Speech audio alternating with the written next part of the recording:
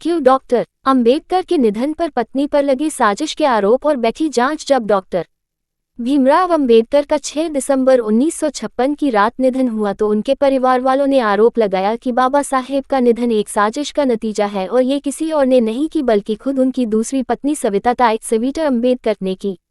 नेहरू सरकार नेहरू गवर्नमेंट को जांच बिठानी पड़ी। दरअसल सविता डॉक्टर अंबेडकर की दूसरी पत्नी थी और पेशे से डॉक्टर। उनकी शादी को बाबा साहेब के परिवार और बेटों ने कभी स्वीकार किया ही नहीं। जाने क्या निकला था उस जांच का नतीजा। डॉक्टर भीमराव अंबेडकर का निधन 05-06 दिसंबर 1956 की रात हुआ तो उस पर यह विवाद भी छिड़ गया कि उनकी मृत्यु के पीछे साजिश है। बाबा साहेब भीमराव अंबेडकर ने अपनी किताब द बुद्धा एंड हिज धम्मा की भूमिका में एक महिला की तारीफ करते हुए लिखा, उन्होंने मेरी उम्र कम से कम 10 साल और बढ़ा दी। इस महिला पर बाद अम्बेडकरवादियों ने आरोप लगाया कि उनके नेता का निधन एक हत्या थी जिसके लिए ये महिला जिम्मेवार है। ये महिला कोई और नहीं बल्कि डॉक्टर अंबेडकर की दूसरी पत्नी डॉक्टर सविता थी, जिनकी शादी से न केवल अंबेडकर के परिवार वाले बल्कि उनके बहुत से प्रशंसक भी नाराज हो गए थे। अंबेडकर के निधन के बाद वास्तव में उनका जीवन कैसे बीता। जब अम्बेडकरवादियों ने डॉक्टर सविता पर आरोप लगाया तो जवाहरलाल नेहरू प्रधानमंत्री थे। अंबेडकर के परिवार और उनके बहुत से अनुयायियों की मांग पर केंद्र सरकार ने इसकी जांच कराई। हालांकि जांच के बाद सविता को क्लीन चिट दे दी गई। बाद में कांग्रेस ने उन्हें कई बार राज्यसभा सदस्यता का न्योता दिया लेकिन उन्होंने विनम्रता से अस्वीकार कर दिया। ब्राह्मण परिवार की थी डॉक्टर अंबेडकर की दूसरी पत्नी डॉक्टर सविता। भीमराव अंबेडकर का जन्म महाराष्ट्र के एक कुलीन ब्राह्मण परिवार में हुआ था। वो डॉक्टर थीं, बाबा साहेब की दूसरी पत्नी बनी। जिस समय अंबेडकर ने उनसे शादी की, उनके परिवारजन ही नहीं बल्कि बहुत से अनुयायी भी खासे नाराज हुए। अंबेडकरवादियों को समझ में नहीं आया कि जिन सवर्ण जातियों के खिलाफ बाबा साहेब ने लगातार संघर्ष का बिगुल बजाया, उसी वर्ग की महिला से क्यों शादी कर ली। क्या हुआ 6 दिसंबर की रात। सविता उस दिन यानी 6 दिसंबर 1956 को अंबेडकर के साथ दिल्ली में थी जब उनका निधन हुआ। दरअसल दिन में सब कुछ ठीक था। बाबा साहेब एक दिन पहले 5 दिसंबर की शाम कुछ मुलाकातियों से मिले। फिर उन्हें सिरदर्द की शिकायत हुई। उन्होंने सहायक से सिर दबवाया, खाया, सोने से पहले पसंदीदा गीत गुनगुनाया, सोते समय किताब पढ़ी। सुबह वो बिस्तर पर मृत मिले। शायद रात या फिर सुबह तड़के ही सोते सोते हार्ट अटैक से उनका निधन हो गया था। उनके इस निधन को अंबेडकर को मानने वाले एक वर्ग ने संदेह की नज़रों से देखा। उन्होंने आरोप लगाया कि ये निधन स्वाभाविक नहीं बल्कि साजिश का नतीजा है। निशाने पर थी सविता अंबेडकर। सविता को माए या मेम साहब कहा जाता था। सविता माए ने जब बाबा साहेब से शादी की तो वो उनके साथ उस आंदोलन में जोर शोर से कूद पड़ी थी जिसे वो लंबे समय से चला रहे थे। वो सामाजिक कार्यकर्ता थीं, होनहार डॉक्टर थीं। बाबा साहब के साथ बौद्ध धर्म भी स्वीकार किया था। अंबेडकर के अनुयायी और बौद्धिस्ट उन्हें माए या मेम साहब कहते थे। वैसे डॉक्टर अंबेडकर ने तमाम किताबें लिखी लेकिन जब वो द बुद्धा एंड हिज धम्मा लिख रहे थे तो भूमिका में उन्होंने खासतौर पर सविता माई का जिक्र किया। उन्होंने बताया कि किस तरह से केवल उनके कारण उनकी जिंदगी के 08-10 साल बड़े हैं। सविता कबीर मुंबई के एक अस्पताल में डॉक्टर थीं। मुंबई में उनकी मुलाकात डॉक्टर अंबेडकर से एक परिचित के घर पर हुई थी। सविता महाराष्ट्र के सारस्वत ब्राह्मण परिवार से ताल्लुक रखती थीं। तब महिलाएं न के बराबर डॉक्टरी पढ़ती थीं। सविता मुंबई में मराठी ब्राह्मण परिवार में 27 जनवरी 1909 को पैदा हुई थी। तब बहुत कम महिलाएं पढ़ाई करती थीं। ऐसे में उनका न केवल पढ़ाई करना बल्कि डॉक्टरी की पढ़ाई करना असाधारण ही कहा जाएगा। आज़ादी से पहले के दशकों में MBBS करना बहुत बड़ी बात थी। सविता मेधावी स्टूडेंट थीं। उन्होंने मुंबई के ग्रांट मेडिकल कॉलेज से MBBS किया। उनका परिवार महाराष्ट्र के रत्नागिरी के एक गांव से ताल्लुक रखता था। 8 में 6 भाई बहनों ने किया था अंतर्जातीय विवाह। उनका परिवार शायद आधुनिक विचारों का था। 8 भाई बहनों में 6 ने अंतर्जातीय विवाह किया था। सविता ने खुद डॉक्टर अंबेडकर अच्छा सहवासत शीर्षक से आत्मकथा में लिखा, हम भाई बहनों के अंतर्जातीय विवाह करने पर हमारे परिवार ने कोई विरोध नहीं किया। इसका कारण था कि पूरा परिवार सुशिक्षित और प्रगतिशील था। डॉक्टर सविता की अंबेडकर से पहली मुलाकात मुंबई में एक परिचित के घर हुई लेकिन बाद में जब अंबेडकर की तबीयत डायबिटीज के कारण बहुत बिगड़ गई तो उन्होंने उनका इलाज भी किया। मेरे बारे में भ्रामक बातें फैलाई गई। फॉरवर्ड प्रेस में प्रकाशित एक लेख सविता के हवाले से कहा गया।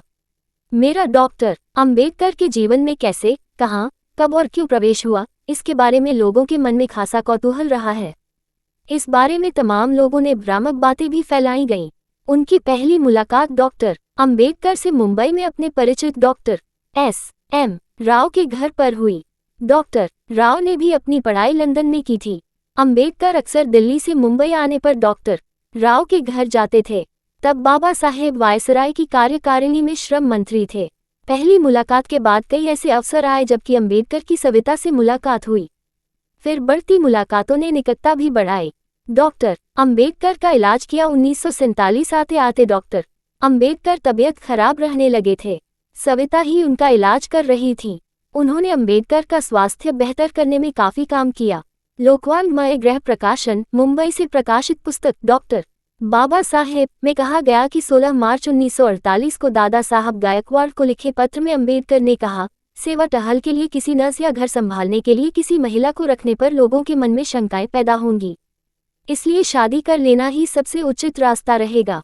मैंने पहली पत्नी के निधन के बाद शादी नहीं करने का निश्चय किया था, लेकिन अब जो स्थितियां हैं उसमें मुझको अपना निश्चय छोड़ना होगा। 15 अप्रैल को दिल्ली में सविता से अंबेडकर का दूसरा विवाह। 15 अप्रैल 1948 को डॉक्टर अंबेडकर का विवाह उनके दिल्ली स्थित घर पर डॉक्टर सविता कबीर हुआ। तब बाबा साहेब हॉर्डिंग एवेन्यू अब तिलक ब्रिज में रहते थे। शादी के लिए रजिस्ट्रार के तौर पर रामेश्वर दयाल डिप्टी कमिश्नर दिल्ली बुलाए गए। यह विवाह सिविल मैरिज एक्ट के अधीन सिविल मैरिज के तौर पर संपन्न हुआ। इस मौके पर सविता के परिजनों समेत कई लोग मौजूद थे, सिवाय अंबेडकर के अपने करीबी परिजनों के। शादी के बाद सविता पर क्या आरोप लगते थे? शादी के बाद बहुत से लोगों की शिकायत ये रहने लगी कि अब डॉक्टर अंबेडकर से मुलाकात करना मुश्किल हो गया है। डॉक्टर सविता खुद तय करती हैं कि कौन उनसे मिलेगा और कौन नहीं। उनकी ब्राह्मण जाति भी अंबेडकर के अनुयायियों को नाराज करती थी। डॉक्टर सविता अंबेडकर पर बाद में कई किताबें लिखी गईं, जिनमें कहा गया कि उन्होंने न केवल पत्नी बल्कि अंबेडकर के डॉक्टर की जिम्मेदारी भी बखूबी निभाई। डॉक्टर सविता कबीर के साथ डॉक्टर अंबेडकर की दूसरी शादी दिल्ली में 15 अप्रैल 1948 के दिन हुई। अंबेडकर के निधन के बाद सविता दिल्ली में ही एक फार्म हाउस में रहने लगी। अंबेडकर के परिजनों से उनके रिश्ते हमेशा से ही तनाव भरे थे। ऊपर से उसी पक्ष की ओर से उन पर अंबेडकर के निधन को लेकर लापरवाही का आरोप लगाया गया था। तत्कालीन प्रधानमंत्री नेहरू ने अंबेडकर अनुयायियों के भारी दबाव के बीच जांच बिठाई, लेकिन जांच में निष्कर्ष निकला कि ये एक नेचुरल डेथ थी।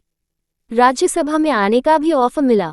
बाद में जवाहरलाल नेहरू और फिर इंदिरा गांधी दोनों ने उन्हें राज्यसभा में आने का न्योता दिया, लेकिन उन्होंने इसे विनम्रता से मना कर दिया। हालांकि जब भारत सरकार ने अंबेडकर को भारत के सर्वोच्च नागरिक सम्मान भारत रत्न से विभूषित किया तो 14 अप्रैल 1990 के दिन ये सम्मान डॉक्टर अंबेडकर की पत्नी की हैसियत से उन्होंने ग्रहण किया। दिल्ली में अंबेडकर को लेकर होने वाली कई गतिविधियों में वह सक्रिय रहती थी। हालांकि उन्होंने खुद को सियासी गतिविधियों से काट रखा था, लेकिन बाद में मुंबई जाकर उन्होंने सियासी तौर पर सक्रिय होने की कोशिश की। नेहरू ने बड़ी नौकरी देने का भी प्रस्ताव दिया था। सविता अंबेडकर ने डॉक्टर अंबेडकर अच्छा सहवासत शीर्षक से आत्मकथा लिखी। ये मराठी में प्रकाशित हुई। फिर इसका हिंदी और अंग्रेजी में अनुवाद भी हुआ।